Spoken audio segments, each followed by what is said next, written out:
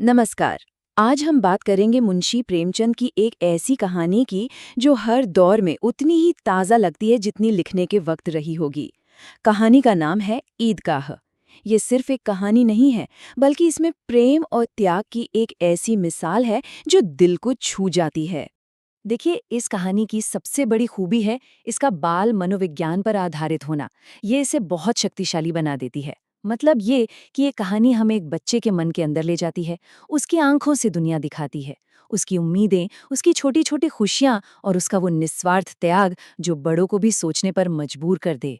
तो कहानी का माहौल कुछ ऐसा है कि रमजान के पूरे 30 रोजों के बाद ईद की सुबह हुई है।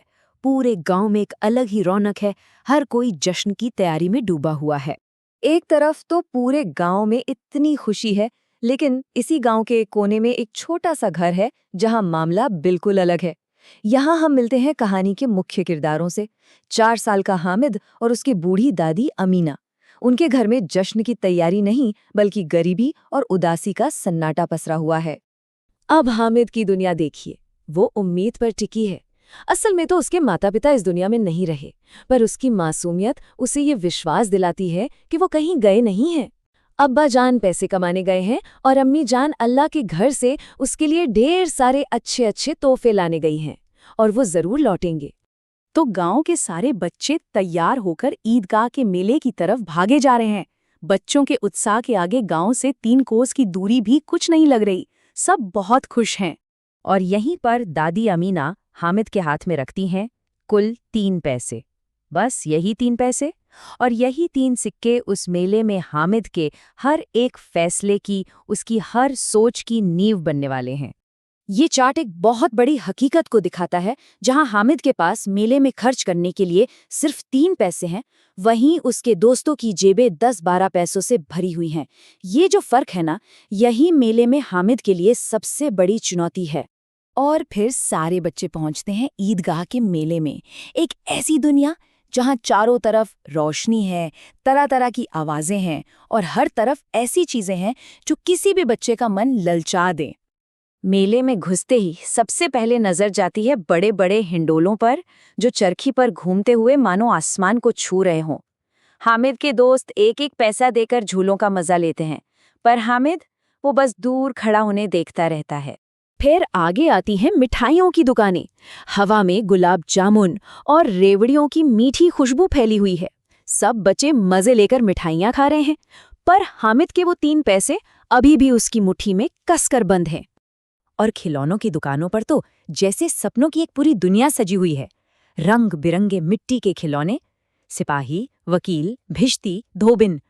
हामिद के दोस्त अपनी पसंद के खिलौने खरीदते हैं, पर हामिद अपने उन कीमती 3 पैसों को थामे बस दूर से देखता है। तो अब सोचने वाली बात यह है कि इतने सारे लालच के बीच एक 4 साल का बच्चा अपनी इच्छाओं पर काबू कैसे रख सकता है? उसके छोटे से मन के लिए इन सब चीजों से ज्यादा कीमती और क्या हो सकता है? और यहीं पर कहानी एक ऐसा मोड़ लेती है जिसकी किसी ने कल्पना भी नहीं की होगी।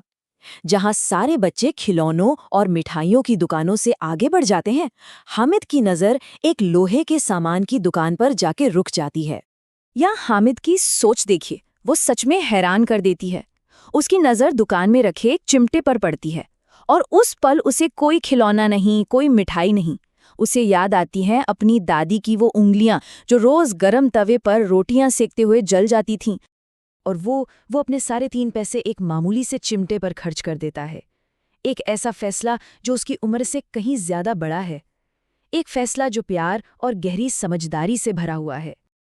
अब जब उसके दोस्त उसके चिमटे का मजाक उड़ाते हैं, तो हामिद का तर्क सुनने लायक होता है। वो बड़ी समझदारी से बताता है कि उनके मिट्टी के खिलौने तो पानी लगते ही गल जाएंगे या जमीन पर गिरते ही टूटकर खत्म हो जाएंगे, पर उसका चिमटा, वो तो लोहे का है, वो अटूट है। हामिद के तर्कों के आगे उसके दोस्तों की बोलती बंद हो जाती है।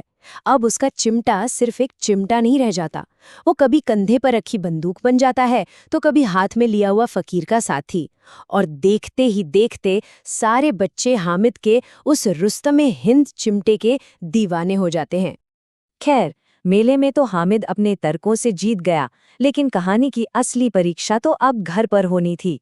चलिए देखते हैं कि दादी अमीना इस अनोखे तोहफे को देखकर क्या करती है। अमीना की प्रतिक्रिया में भावनाओं का एक पूरा सैलाब है। पहले तो उन्हें बहुत गुस्सा आता है कि बच्चा दिन भर भूखा प्यासा रहा, और मेले से लाया भी तो क्या, ये लोहे का बेकार टुकड़ा। पर जैसे ही हामिद कहता है, तुम्हारी उंगलियां तवे से जल जाती थीं, इसलिए मैं इसे लाया, ये सुनते ही अमीना का सारा गुस्सा, सारा दुख प्यार और ममता के आंसू में बह जाता है।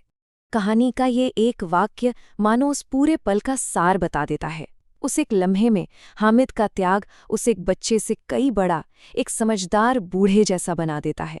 और उसके इस प्यार को देखकर बूढ़ी अमीना एक छोटी बच्ची की तरह स्नेह से भर उठती हैं और उसे बस दुआएं देती रहती हैं। और हम आज की इस चर्चा को इसी सवाल के साथ यहीं खत्म करते हैं।